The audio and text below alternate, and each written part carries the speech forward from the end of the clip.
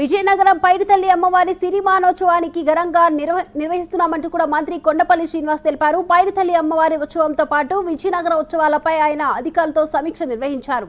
పైడితల్లి అమ్మవారి సిరిమానోత్సవానికి గత ఏడాది కంటే ఘనంగా నిర్వహిస్తామని, ఉత్సవ నిర్వహణకు 50 లక్షల రూపాయలు కేటాయించడం జరిగిందని కూడా తెలిపారు మంత్రి శ్రీనివాస్.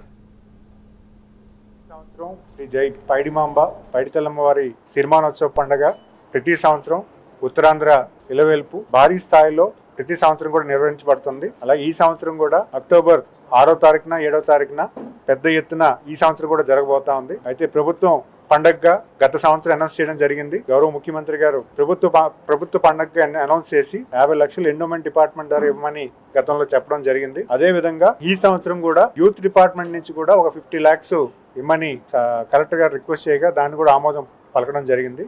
అది ఈ సంవత్సరం గత సంవత్సరం కన్నా ఈ సంవత్సరం మరింత భారీగా చేయాలనేది మా అందరి ఆకాంక్ష. గతంలో ఎలాగైతే ఉత్సవాలు నడిపించామో, విజయనగరం ఉత్సవాలు ఎలాగైతే నడిపించామో అదే విధంగా ఇంకా మరిన్ని ఏర్పాటు చేస్తూ వచ్చిన వాళ్ళందరికీ కూడా ఒక ఆహ్లాదమైన వాతావరణం కల్పిస్తూ డెఫినెట్గా గత సంవత్సరం ఎంత బాగా జరిగిందో ఈ సంవత్సరం అంతకన్నా బాగా జరుగుతుందని మీ అందరికీ కూడా విజ్ఞప్తి చేస్తున్నాను.